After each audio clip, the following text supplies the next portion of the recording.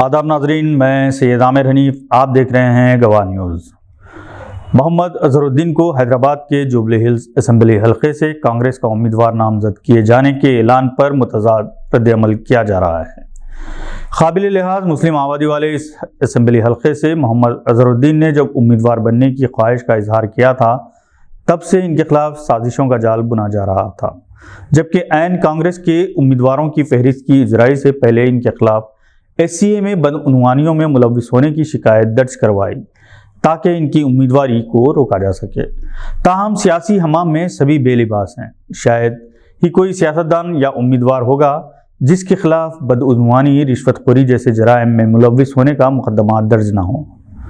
محمد اظہرالدین کی کامیابی یقینی ہو سکتی ہے بشرطے کہ مسلم ووٹس متحدہ طور پر ان کے حق میں استعمال کیے جائیں۔ اس وقت کانگریس میں انتشار کی کیفیت ہے۔ جوبلی ہلز سے ٹکٹ کے امیدوار سابق MLA وشنو وردھن ریڈی بھی تھے، جو ایک بار منتخب ہوئے اور گزشتہ 2 انتخابات میں TRS کے امیدوار گوپال کے خلاف ہارتے رہے۔ اس حلقے سے جوان سال ابھرتے کانگریسی قائد عامر جاوید بھی امیدوار ہونا چاہتے تھے، جو راہل گاندھی کے قریبی حلقے میں شامل ہیں۔ تاہم پارٹی نے محمد اظہرالدین کے حق میں فیصلہ کیا اور اسی دوران کانگریس اقلیتی سیل کے صدر شیخ عبداللہ سہیل نے پردیش کانگریس کے صدر ریونت ریڈی پر بدعنوانیوں اور ٹکٹوں کی تقسیم میں دھاندلیوں کا الزام عائد کرتے ہوئے اپنے عہدے سے استعفیٰ دے دیا۔ اس کے علاوہ جوبلی ہلز حلقے سے مجلسی امیدوار سے زبردست چیلنج کی امید کی جا سکتی ہے۔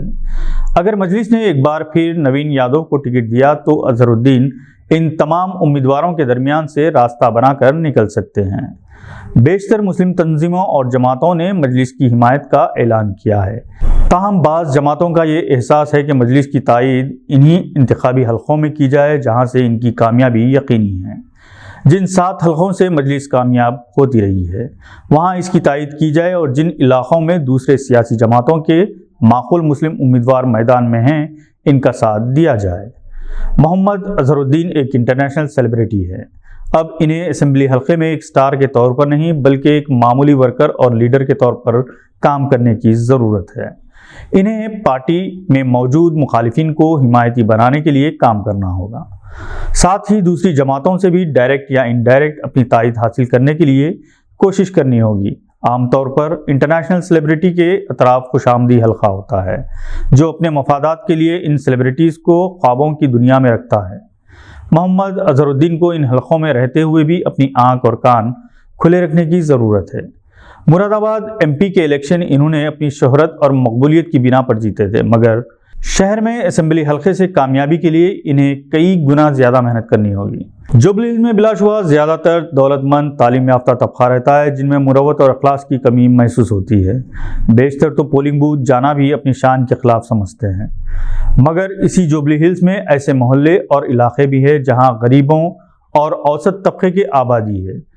ارراگڈہ، بورابنڈہ، شیخ پیٹ، یوسف گڑھ کے عوامی مسائل بہت زیادہ ہے۔ ہر بار الیکشن میں ان علاقوں کی ترقی کے لیے بات ہوتی ہے مگر کام بہت کم ہوتا ہے۔ محمد اظہرالدین کو ان مسائل سے پوری طرح واقف ہونے کی ضرورت ہے۔ ان کے جلسوں میں، یاتراؤں میں یقیناً ہزاروں افراد شریک رہیں گے۔